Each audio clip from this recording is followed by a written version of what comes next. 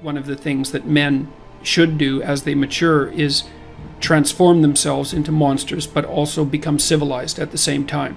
And that's exactly what you see in stories like Beauty and the Beast, where the ideal man starts out as a beast and ends up civilized. He doesn't start out as a milksop, wimp sort of character who poses no threat to anyone and then becomes the hero. That isn't how it works, although there are stories of that kind of development. The reason that Harry Potter can withstand Voldemort is because he's got a piece of him, right? He's been touched by it, and the way that you keep the psychopaths at bay is to develop the inner psychopath so that you know one when you see one, right? And then, but that's a voluntary thing. It's like a set of tools that you have at your disposal, which is full knowledge of evil. The question is, well, should you turn into a monster? And the answer to that is yes, you should. But you should do it voluntarily and not accidentally, and you should do it with the good in mind rather than falling prey to it by possession, essentially, because that's the alternative. And how does it possess you? That's easy.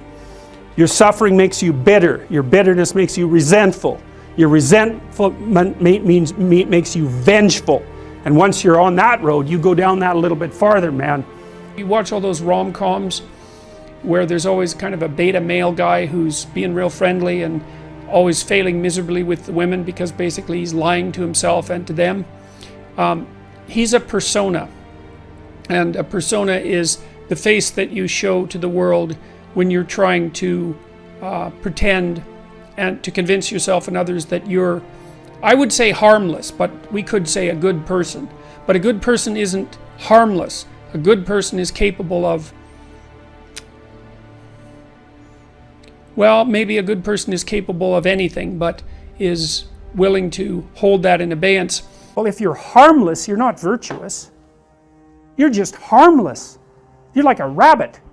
A rabbit isn't virtuous. It just can't do anything except get eaten. It's not virtuous. If you're a monster and you don't act monstrously, then you're virtuous. The hero has to be a monster, but a controlled monster. Batman is like that, you know. I mean, it's everywhere. It's the story you always hear.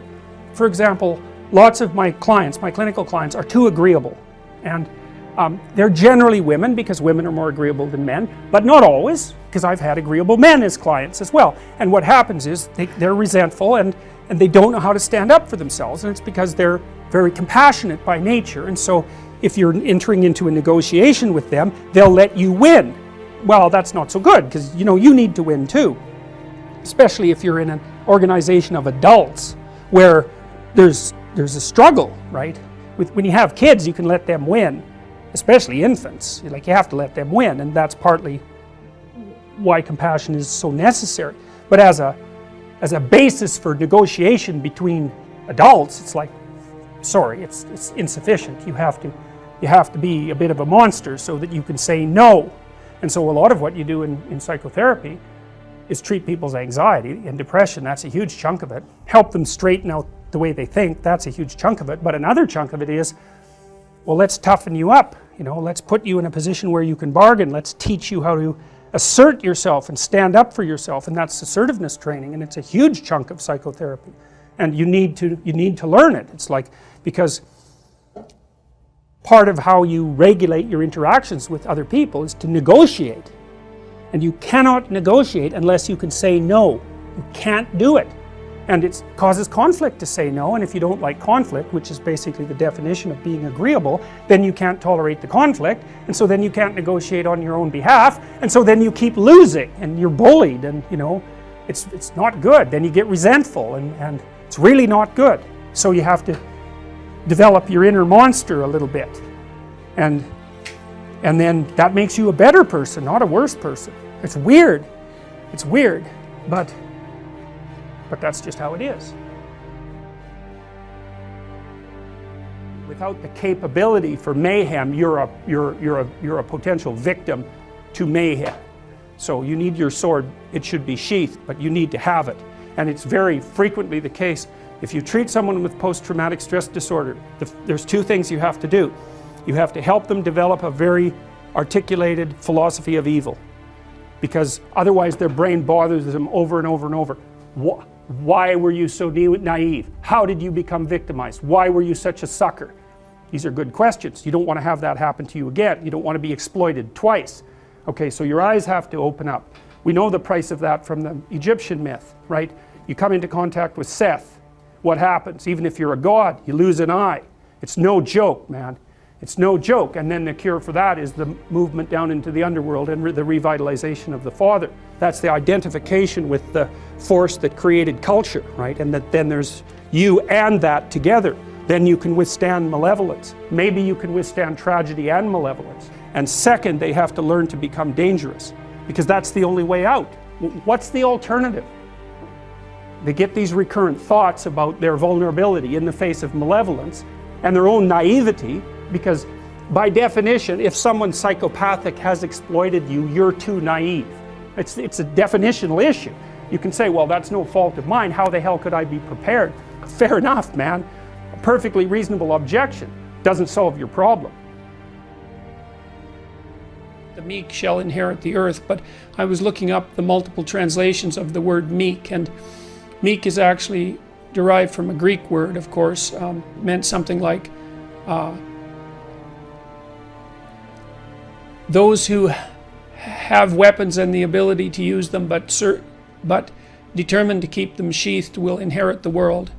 And that means that people who are capable of force, let's say, but decide not to use it, are in the proper moral position. And Nietzsche commented on that a fair bit too. You know, he thought of most morality as cowardice, not because morality itself was cowardice, but because most people who are cowards disguise their cowardice as morality, and they claim that their harmlessness, which is actually a consequence of their fear and inability to be harmful, say, or to be dangerous, is actually a sign of their moral integrity. And that's a really bad idea. There's two pathways to the development of the shadow, and they're tightly allied with one another. The fundamental pathway is truth, and that's to face the bitter truth about yourself. But to break that down more particularly, you might think about that as the capacity to observe your own resentment. You're going to be resentful and bitter in many situations because you don't get what you want. And if you watch that resentment and bitterness, you'll see that it produces fantasies that can be unbelievably dark. And that can be very frightening, and you might not want to admit to yourself that you're actually capable of having fantasies like that, or impulses like that, or aggressive feelings like that. But the thing is that if those aggressive feelings and impulses and fantasies are integrated into your character, it's like you're opening up a dialogue with a part of yourself that can be very forceful and strong and dangerous. And it's really useful to be dangerous, because if you can be dangerous, you often don't have to be. Men who've integrated their shadow often also develop a kind of peculiar grace that would be a consequence of not only allowing their aggressive side to step forward, but also their feminine and compassionate side that they may have kept squelched because of embarrassment about it, or because they'd been harassed for being weak, or any number of things. But the practical approach for developing your shadow, I would say, is to contemplate and consider your resentment and notice what it says, and because your resentment will also tell you what you have to say. If you're feeling oppressed at work, or you're oppressed in your life, or you're oppressing yourself, then you got to notice that you're feeling oppressed. Then you have to notice that you're feeling resentful and angry and bitter, and maybe even like Cain in the story of Cain and Abel, because Cain is sort of the archetypal bitter man. And then you have to decide what it is that you need to do in order to remove from yourself that bitterness. And that usually means that there's something that you have to say.